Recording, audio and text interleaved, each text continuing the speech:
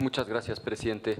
Yo también empiezo por celebrar y reconocer que hayan dado marcha atrás a la reforma al artículo primero constitucional. Es un paso en la dirección correcta. Ahora, si me lo permiten, de manera fraternal, dos reflexiones de contexto antes de entrar al grano. La primera, recordar lo que ojalá a estas alturas ya fuera obvio. Sí ganaron la elección, pero obtuvieron el 54% de los votos y el 46% de la gente no votó por ustedes. Entonces, francamente, es un exceso cuando ustedes dicen que el pueblo les dio un mandato. Pues, ¿cuál pueblo? Si el 46% que no votó por ustedes también es pueblo.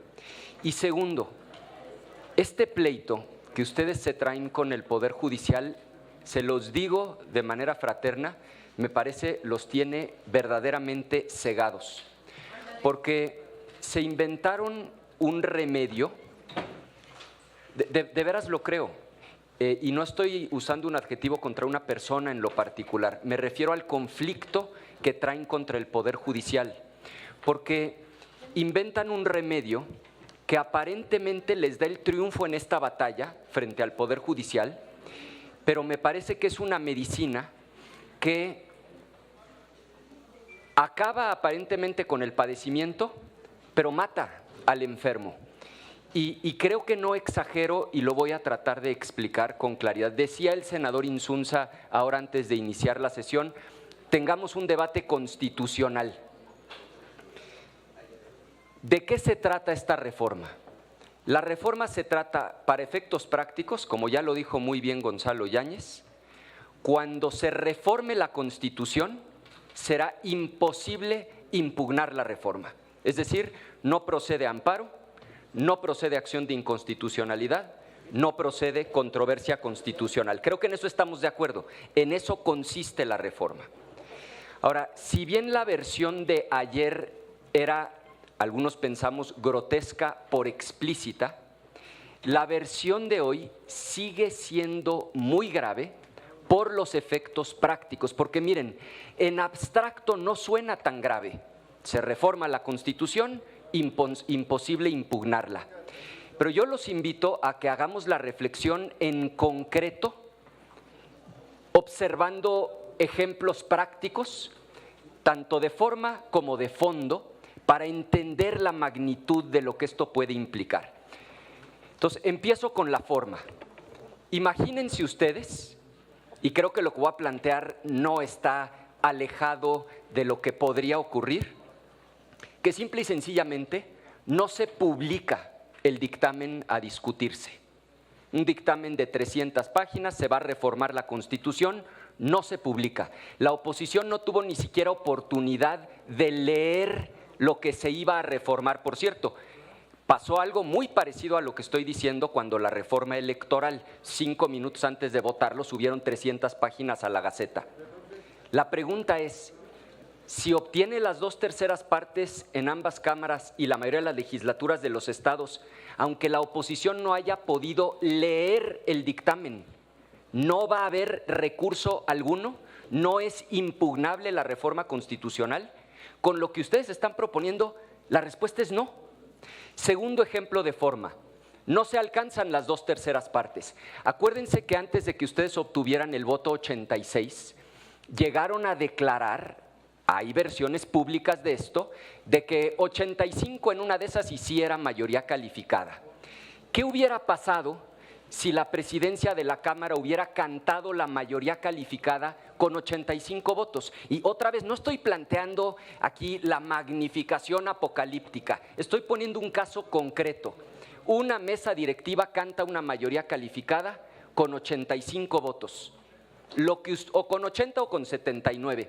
Lo que ustedes están planteando es que no es impugnable, no existe vía. Ustedes están poniendo de manera expresa, no hay amparo, no hay controversia, no hay acción de inconstitucionalidad. Tercer y último ejemplo, se manda a las entidades federativas y uno de los estados la aprueba sin quórum. Hay video de la sesión, no hubo quórum. No va a ser impugnable, a pesar de que es evidente que no se cumplió con lo que establece el 135.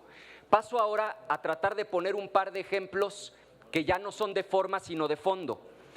Decía un ministro de la Corte recientemente en una sesión, decía, pero a ver, entonces, si se estableciera en la Constitución la tortura, los azotes, la pena de muerte, la esclavitud, prohibir el voto de las mujeres, ¿en serio, si se obtienen las 2/3 partes en ambas cámaras y mayoría en las legislaturas de los estados, no existe recurso legal alguno?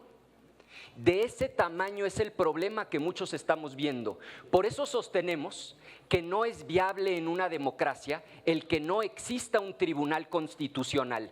Si ustedes en esta reforma estuvieran creando un tribunal constitucional, bueno, por lo menos se estarían haciendo cargo de que alguien pueda revisar lo que acabo de exponer. Pero simplemente decir de un plumazo, nunca, por ningún motivo, bajo ninguna circunstancia, procede acción legal alguna contra reforma constitucional, hace posible todo lo que acabo de exponer. Y miren, yo sé que muchas y muchos de ustedes van a decir, nosotros en Morena no vamos a cometer esos excesos, nosotros no vamos a cometer esas barbaridades. Yo nada más les recuerdo que no estamos discutiendo los estatutos de Morena, estamos discutiendo la Constitución mexicana, y esta Constitución va a aplicar con ustedes y con quien esté en el futuro. Y les recuerdo que en 2019, Senadora Anaya, concluyo en un minuto, en 2019 fue electo Bolsonaro. 2 años antes era impensable que un perfil así llegara al gobierno de Brasil.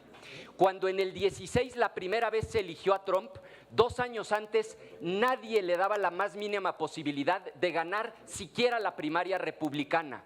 Cuando se eligió a Víctor Orbán en 2010, un par de años antes, nadie daba posibilidad a que un ultraderechista como él llegara al poder. No podemos legislar para la ocasión, nos tenemos que hacer cargo de que esto va a quedar plasmado en la Constitución, y por eso yo las invito y los invito a que en este lapso de tiempo que tenemos reflexionemos y hagamos una reforma que le sirva al país. Gracias por su tolerancia, presidente. Es cuanto. Gracias, senadora Anaya.